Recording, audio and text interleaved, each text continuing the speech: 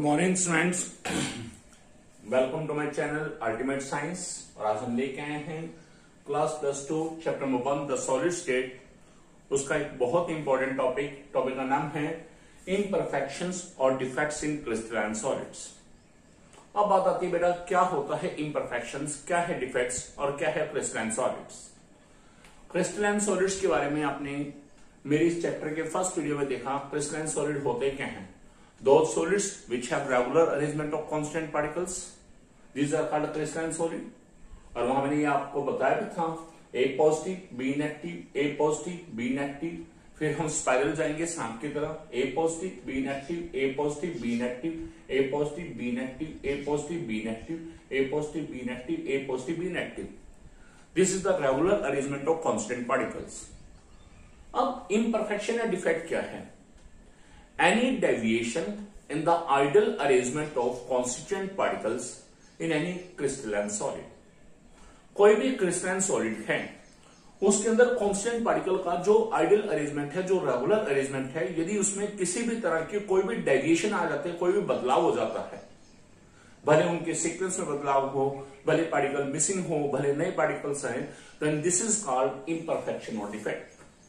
तो इसे क्या बोलते हैं? इम्परफेक्शन और डिफेक्ट। तो क्या होता है इम्परफेक्शन और defect? Any deviation in the ideal arrangement of constituent particles in a crystalline solid, this is called imperfection और defect. Clear?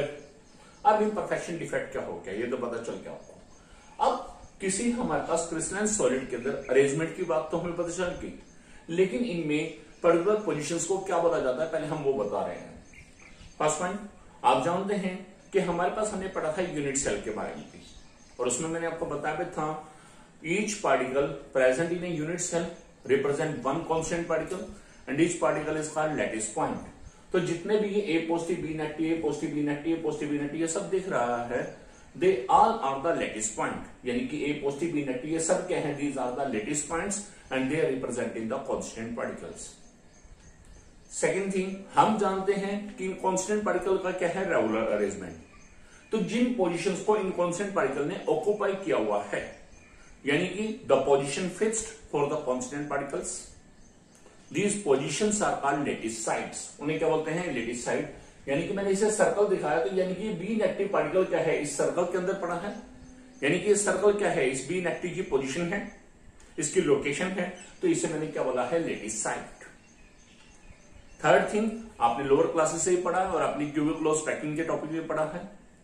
The empty spaces between the constituent particles are called voids or they are also called interstitial sites।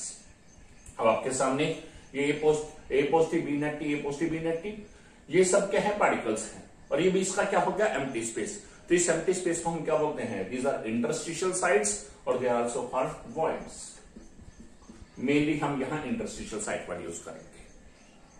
ये मैंने terms आपको क्यों बताई? क्योंकि आपके पास जब हम डिफेक्ट्स के टॉपिक को आगे फर्दर स्टडी करेंगे तो उसके अंदर ये सभी टर्म्स आपके पास दोबारा बार बार आनी है। तो अब हम शुरू करते हैं डिफेक्ट्स। डिफेक्ट्स मैंने आपको बताया, any deviation in the ideal arrangement of constant particle in a crystalline solid, this is called imperfection और defect. And defects are mainly of two types. Imperfection और defects they are mainly of two type. One is point defect, second is line defect. Point defect का मतलब क्या होगा? किसी particular location पे ही बदलाव होना, वो चाहे एक जगह हो या एक से ज्यादा जगह हो। It means if defect occurs at a particular point और more than one points in any crystalline solid.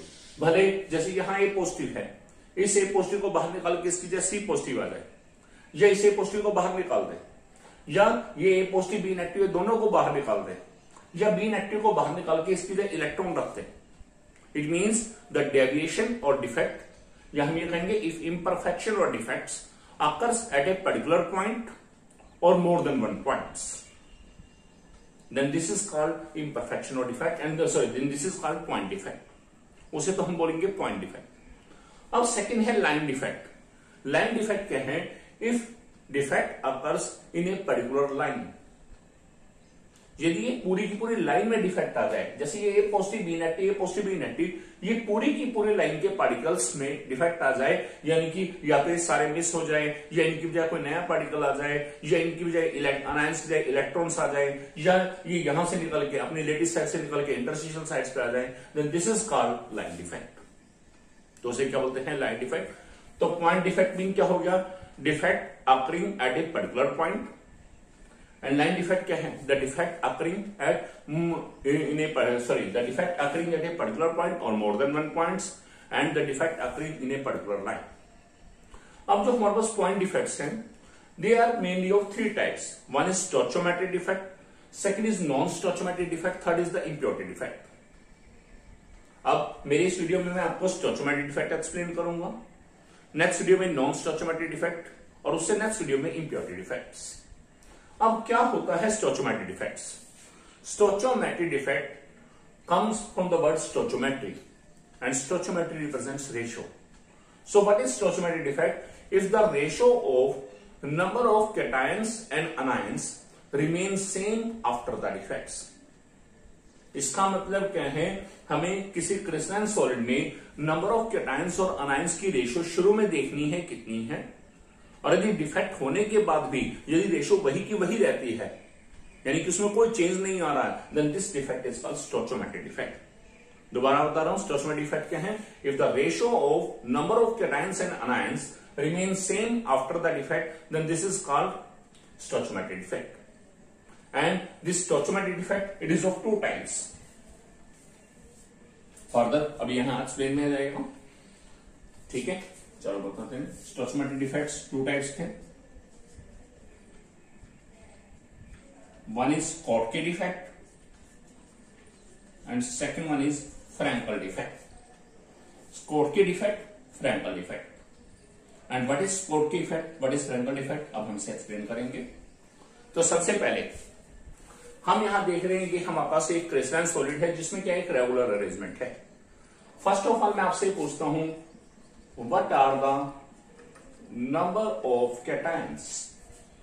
आप काउंट करेंगे, 1 ए पॉजिटिव, यानी कि पॉजिटिव सिंबल्स, ये कहेंगे द एटम्स और molecules having the positive charge, 1 2 3 4 5 6 7 8। So here the number of cations A positive total कितने हैं? 8। नंबर ऑफ अनायंस, अनायंस कौन से हैं? बी नेगेटिव, वो काउंट किया 1 2 3 4 5 6 7 8। अनायंस भी क्या है? 8। अब मैं बात करता हूं ratio of number of cations and anion. तो number of A positive ratio number of B negative, 8:8, यानी कि आंसर क्या है? 1:1। यानी कि इस समय, जिस समय तक किसी क्रिस्टलाइन सॉलिड में कोई डिफेक्ट नहीं आया, उस समय तक number of cations and anions क्या थे? They are equal, and ratio of number of cation and anion क्या थी? 1:1। क्या थी? 1:1। सेकेंड थिंग हम देखते हैं इलेक्ट्रिकल न्यूट्रलिटी। क्या चेक करते हैं? Electrical neutrality. Electrical neutrality means what is the charge on this crystalline solid, कि total charge on this crystalline solid. तो आप देख रहे हैं इस समय क्रिस्टलाइन सॉलिड जो है, it is made up of 8 A positive cation and 8 A negative cations, anions. अब total charge due to cation, अब कैटायन के ऊपर देखिए, टोटल कैटायन कितने हैं? 8, चार्ज कितना है? +1, यानी कि कैटायन की वजह से टोटल चार्ज कितना होगा? +8। अनायन की वजह से टोटल चार्ज, अनायन भी टोटली कितने हैं? 8, चार्ज क्या है? -1, 8 × -1 क्या होगा? -8। अब जब इन दोनों को ऐड करते हैं, then this is the total charge on crystalline solid. तो +8 -8, आंसर क्या रहेगा? 0। इट मीन्स चार्ज 0 होने का मीनिंग क्या है? This crystalline solid is neutral. जिसमें चार्ज 0 है वो क्या होता है? Neutral. So crystalline solid is initially neutral, या कहेंगे इलेक्ट्रिकली न्यूट्रल।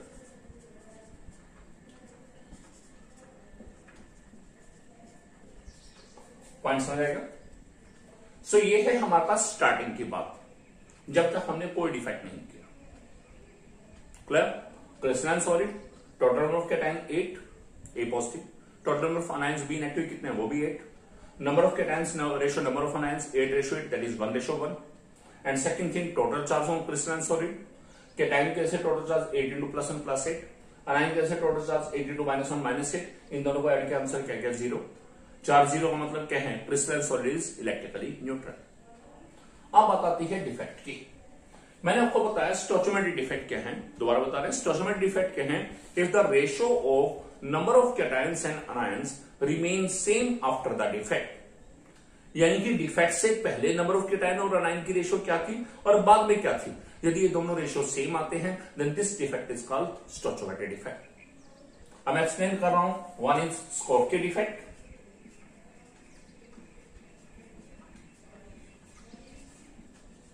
और दूसरा क्या है, फ्रैंकल डिफेक्ट. अब क्या होता है स्कोटकी डिफेक्ट और क्या होता है फ्रैंकल डिफेक्ट में समझे हम. First of all Schottky defect, if equal number of cations and anions are missing from their lattice site. दोबारा समझिएगा. If equal number of cations and anions are missing from their lattice site in such a way so that electrical neutrality is maintained. यानी कि equal number of cation and अनायन ने अपनी lattice side से, lattice side क्या थी, जो उनकी actual position थी वहां से बाहर चले गए, कहीं और बाहर चले गए, सो that electrical neutrality is maintain, ताकि इलेक्ट्रिकल न्यूट्रलिटी बनी रहे, टोटल वही बनी रहे, यानी कि टोटल चार्ज 0 आए. Then this defect is called Schottky defect. अब कैसे, आपके सामने ये क्रिस्टलाइन सॉलिड का एक रेगुलर अरेंजमेंट था, मैंने एज इट इज बनाया. अब मुझे क्या करना है, equal number of cation and अनायन को यहां से मिस करना है. कैसे मिस करेंगे, बड़ा सिंपल सा केस है, हम उन्हें रब कर देंगे यहां से. अब आपकी चॉइस है, equal number of cation and अनायन में आप 1 कैटायन 1 अनायन, 2 कैटायन 2 अनायन जो भी ले सकते हैं. अब मैंने क्या किया, सपोज कर मैंने यहां से 1 कैटायन मिस कर दिया. अब ये जगह क्या होगी, एम्प्टी. ऐसे ये 1 अनायन मिस कर दिया. आपकी चॉइस है, कहीं से भी कर सकते हैं. Then you can see the equal number of cations and anions are missing from their lattice side so that electrical neutrality is maintain. अब चेक करेंगे इलेक्ट्रिकल न्यूट्रलिटी मेंटेन हुई या नहीं हुई. तो फर्स्ट ऑफ ऑल आप चेक कीजिए, number of cations कितना है, ए पॉजिटिव कितना बच गया आपके सामने. अच्छा एक बात, जब कैटायंस एंड अनायंस अपनी पोजीशन से यहां से चले गए, देन यहां पर क्या हो गया, एम्प्टी स्पेस, एंड इस एम्प्टी स्पेस को हम क्या बोलते हैं, वैकेंसी. क्या बोलते हैं, वैकेंसी. क्या बोलते हैं, वैकेंसी. सो स्कोटकी डिफेक्ट में क्या है, if equal number of cations and anions are missing from their lattice side in such a way so that electrical neutrality is maintain, then this defect is called Schottky defect. मैंने आपको बताया जैसे ही cation and anion miss हुए, उस empty space को क्या बोलते हैं, वैकेंसी. अब हमने चेक किया नंबर ऑफ कैटायंस टोटल कितने बच गए, ए पॉजिटिव 1 2, यहां से तो मिस हो चुका है, 3 4 5 6 7. नंबर ऑफ कैटायंस कितने हैं, A positive 7. Number of anions B negative. अब देखा 1 2 3 4 5 6 7. Ratio of number of cations and anions,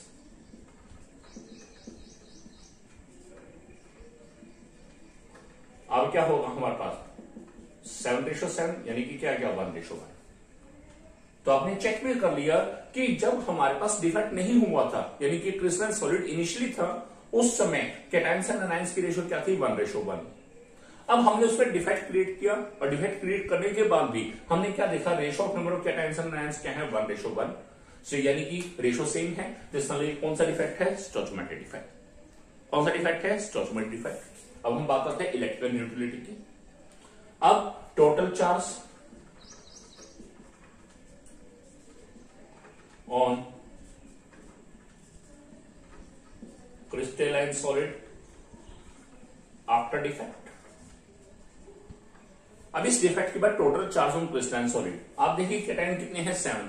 तो 7 into +1 +7 कैटायन की वजह से टोटल चार्ज, 7 into -1 -1, और आंसर क्या क्या 0. यानी कि डिफेक्ट से पहले भी टोटल चार्ज कितना था, 0. अब भी क्या है, 0. इस समय इलेक्ट्रिकल न्यूट्रलिटी इज मेंटेन. कैसा है, इलेक्ट्रिकली न्यूट्रल. तो यही मैंने डेफिनेशन में आपको बताया, if equal number of cations and anions are missing from their lattice side so that electrical neutrality is maintain, यानी कि पहले भी न्यूट्रल रहे बाद में भी न्यूट्रल रहे, then this defect is called Schottky defect. इसे क्या बोलते हैं? Schottky defect. और साथ हमने प्रूव कर दिया, then this is a stoichiometric defect. ये क्या है? स्टोइचोमेट्रिक डिफेक्ट भी है। अब हमें इसके अंदर कुछ और चीजें भी बतानी होती है। नेक्स्ट बताना होता है what is the effect of density on this crystalline solid. Crystalline solid की डेंसिटी पे क्या फर्क पड़ा? अब जरा चेक कीजिएगा डेंसिटी। आपके सामने देखिए, जिस समय तक डिफेक्ट नहीं हुआ था उस समय तक टोटल पार्टिकल्स कितने थे? 8 अनायन एंड 8 कैटायन टोटल क्या थे? 16 पार्टिकल। अब डिफेक्ट होने के बाद टोटल पार्टिकल्स कितने रह गए? 7 कैटायन 7 अनायन, यानी कि टोटल पार्टिकल कितने हो गए हमारे पास? 14, यानी कि number of particles will decrease. और आपने 9th क्लास से ही पढ़ते आ रहे हैं, each particle has certain mass. Her particle का कुछ ना कुछ मास है। It means mass will decrease. जबकि हमारे पास क्या है? इनकी जो वैकेंसीज, सॉरी इनके लोकेशन है, इनकी पोजीशंस है, या हम ये कहें स्पेस, वो बिल्कुल इक्वल है। इसका volume remain same, but number of particle decrease due to this mass will decrease. So आप क्या कहेंगे? In the Schottky defect the number of cations and anions will decrease. It means number of constant particles will decrease, and due to decrease in number of constant particles, the mass will decrease, and volume remains same. And density क्या होता है? Mass upon volume, यानी कि mass के क्या है? Directly proportional. तो यदि mass decrease हो गया तो density will decrease. So density of, मैं यहां लिख दिया, crystalline solid will decrease. So इस crystalline solid की density क्या होगी? Decrease हो जाएगी। पॉइंट समझ आएगा इस चीज? This is Schottky defect. इसे क्या बोलते हैं? स्कॉटकी डिफेक्ट, पैरा इफेक्ट है। अब बात आती है साथ में ये that this defect is shown by which compounds. तो याद रखिएगा, this defect is shown by those compound in which ions have almost same size, जिनमें आयंस का साइज क्या है? ऑलमोस्ट सेम है। And secondly, and they have high coordination number, उनका coordination number high है। आपने मेरे क्यूबिक पैकिंग वाले टॉपिक में पढ़ा था, कोऑर्डिनेशन नंबर है क्या? The number of constant particles touching a particular particle, this is called coordination number. तो जिन आयंस का कोऑर्डिनेशन नंबर हाई है और जिन आयंस का, यानी कि कैटायंस एंड आयंस का साइज ऑलमोस्ट सेम है, उन कंपाउंड के अंदर ये स्कॉटकी डिफेक्ट ऑब्जर्व किया जाएगा। एग्जाम्पल बता रहे हैं, किससे मिल सकता है? NaCl, KCl, KBr, CaCl, etc. NaCl sodium chloride, KCl potassium chloride, KBr potassium bromide, CaCl caesium chloride, etc. This is all about Schottky defect. Clear? अब बात आती है हमारे पास फ्रेंकल डिफेक्ट की। What is Frenkel defect? ध्यान से समझेगा, फ्रेंकल डिफेक्ट क्या है? If one cation is missing from its lattice site and it occupies its nearby interstitial site, यानी कि एक कैटायन ने अपनी लेटिस साइट को लीव करना है, एक लेटिस अपनी लेटिस साइट से बाहर निकलना है, और वहां से निकल के उसे बाहर नहीं जाना, उसे क्या है, उसके पास में जो भी एम्प्टी स्पेस था, जो भी इंटरस्टिशियल साइट था, वहां पे जाके बैठ जाना है। कैसे? अब जरा देखिएगा, मान लो मैं इसे पॉजिटिव को निकाल रहा हूं, निकाल दिया, जैसे यहां से मिस किया, यहां क्या बन गई? वैकेंसी। अब ये पॉजिटिव क्या करेगा? इसके साथ में ये है इंटरस्टिशियल साइट, ये है इंटरस्टिशियल साइट, ये है इंटरस्टिशियल साइट, ये है इंटरस्टिशियल साइट। मान लो इसने कहीं भी इनमें से किसी जगह भी ऑक्युपाई कर दिया, तो उस पर ये आ गया, यानी कि लेटिस साइड से कैटायन निकला है, इंटरस्टिशियल साइट को उसने ऑक्युपाई कर लिया है, then this defect is called Frenkel defect. Just like class के अंदर हम जाते हैं, बच्चों को बेंचेस अलॉट किए गए हैं, तो जो बेंचेस होंगे वो क्या होगी? उनकी लेटिस साइड, और बीच में फ्लोर होता है, बेंचेस के बीच में जो स्पेस है, that floor is the interstitial side. Teacher ने क्या करा? एक बच्चे को उठाया और उस बच्चे को क्या कहा कि भैया नीचे जाके तुम फर्श पे बैठ जाओ, फ्लोर पे बैठ जाओ, ठीक है? तो इसका मतलब क्या है? वो बच्चा रहा उसी रूम में, लेकिन उसकी सिर्फ लोकेशन चेंज होगी, then this defect is called Frenkel defect. उसे क्या बोला मैंने? Frenkel defect. One cation is missing from its lattice site and it occupy it nearest interstitial site. Then this defect is Frenkel defect. अब यहां भी check पढ़ना है पहले। फर्स्ट ऑफ ऑल हम यही चेक करेंगे कि whether it is a stoichiometric defect और नॉन स्टोइचोमेट्रिक डिफेक्ट। तो number of cations A positive. अब देखिए 1 2 3 4 5 6 7 और ये 8, हम इसे भी काउंट करेंगे क्योंकि ये उस रूम से यानी कि उस पोजीशन से या जो उनकी पर्टिकुलर जो हम यदि कहें कि उस हमारे पास जहां क्रिस्टल सॉलिड का जो अरेंजमेंट है उनके बीच में ही इंटरस्टिशियल साइड है, ये पार्टिकल जो है बाहर नहीं गया, सिर्फ उनकी लोकेशन चेंज होकर वहीं पर बैठा है। यानी कि सिर्फ ये यहां से यहां है, यदि ये बाहर चला जाता कहीं और चला जाता तब हम इसको मिस करते, यानी कि इसको काउंट ना करते। लेकिन अब ये क्या है, सिर्फ यहां से यहां आया है, रहा उसी के अंदर है, तो इसलिए इसे काउंट करेंगे। तो नंबर ऑफ के टाइम ए पॉजिटिव कितना है 8। Number of anions be inactive देखिए 1 2 3 4 5 6 7 8।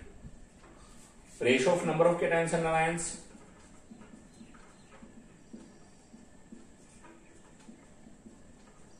वो भी कितना आ गया 8:8, दैट इज 1:1। तो आप देखेंगे जिस समय तक डिफेक्ट नहीं हुआ था उस समय तक हमारे पास total charge of crystalline solid कितना था 0, यानी कि इलेक्ट्रिकल न्यूट्रल। और डिफेक्ट होने के बाद पहले हम ये देखेंगे total ratio of number of cations and anions कितना था 1:1 इन ए क्रिस्टलाइन सॉलिड। और डिफेक्ट होने के बाद ratio of number of cations and anions क्या है 1:1 same. So this is a stoichiometric defect. Clear, stoichiometric defect है नहीं, ये क्लियर हो गया। सो फ्रैंकल डिफेक्ट में मैंने दोबारा बता रहा हूं मेरे पर, if one cation is missing from its lattice side and it occupies its nearest interstitial side in such a way, इस तरह से मूव करना है so that electrical neutrality is maintained। ये बात ध्यान रखनी है कि इलेक्ट्रिकल न्यूट्रलिटी मेंटेन रहनी चाहिए, then this defect is called Frankel defect। अब हम बात करते हैं इलेक्ट्रिकल न्यूट्रलिटी की। Total charge on crystalline solid after defect. Defect के बाद टोटल चार्ज हम देखते हैं 8 कैटायन है 8 इंटू +1 +8, 8 9 है 8 इंटू -1 -8, ओवरऑल चार्ज क्या आ गया 0। यानी कि कंपाउंड के ऊपर या क्रिस्टलाइन सॉलिड के ऊपर डिफेक्ट होने से पहले टोटल चार्ज 0 था और बाद में भी क्या है टोटल चार्ज 0, यानी कि इलेक्ट्रिकल न्यूट्रलिटी इज मेंटेन। यानी कि ये कैसा है electrical neutral, electrically neutral.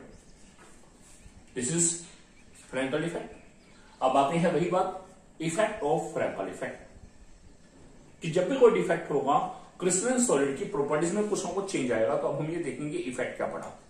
First effect density.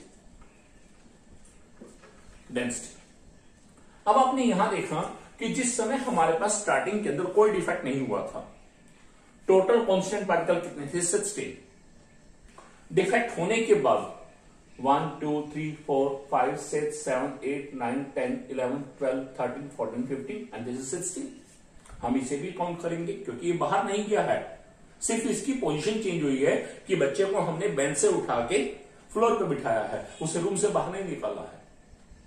It means total constant particle पहले भी कितने थे 16, अब भी कितने 16, यानी कि mass of constant particle remain same, volume is already same. तो यदि मास भी सेम है वॉल्यूम भी सेम है तो density will also remain same. So density of crystalline solid will remain unchanged, यानी कि उसमें कोई बदलाव नहीं होगा। अब साथ में यह भी पूछा जाता है this defect is shown by which compounds. तो ध्यान दीजिएगा स्कॉटली डिफेक्ट जो है this is shown by those compound in which ions have almost same size and they have high coordination number. अब यहां क्या है ions differ in size. This defect is shown by those compound in which ions have large difference in size. ठीक है, large difference in size mean अनायन का size ज्यादा हो और कैटायन का साइज बहुत कम हो। Second thing they have low coordination number. इसमें हमारे पास आयंस का कोऑर्डिनेशन नंबर कैसा होना चाहिए लो होना चाहिए।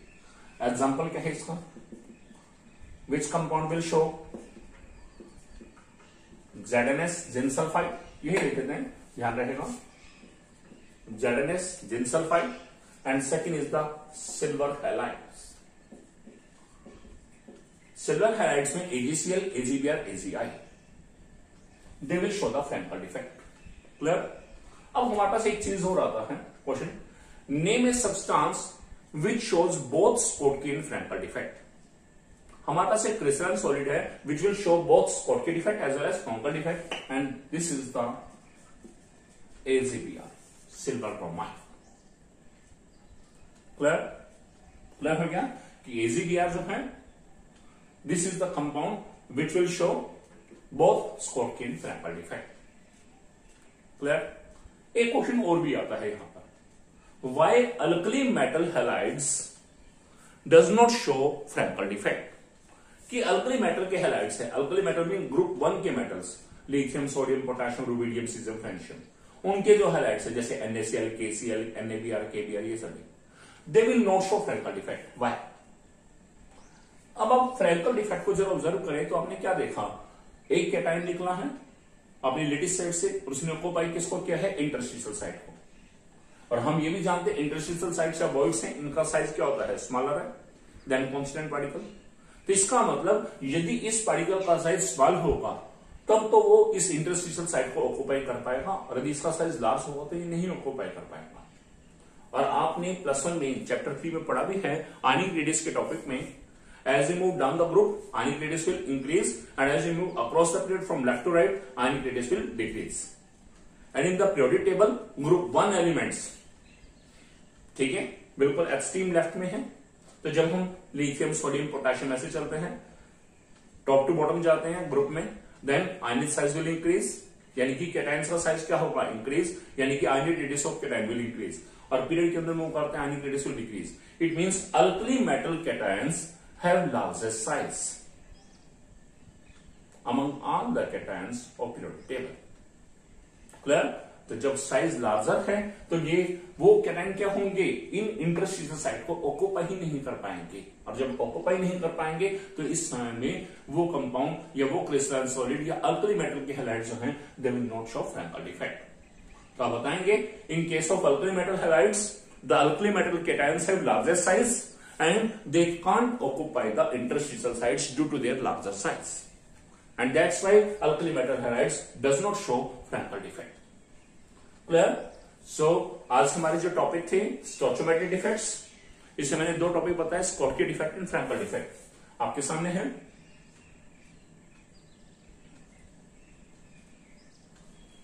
उम्मीद करता हूं बच्चों कि आपको मेरे ये दोनों टॉपिक बहुत अच्छे से क्लियर होंगे। Thanks for watching my video.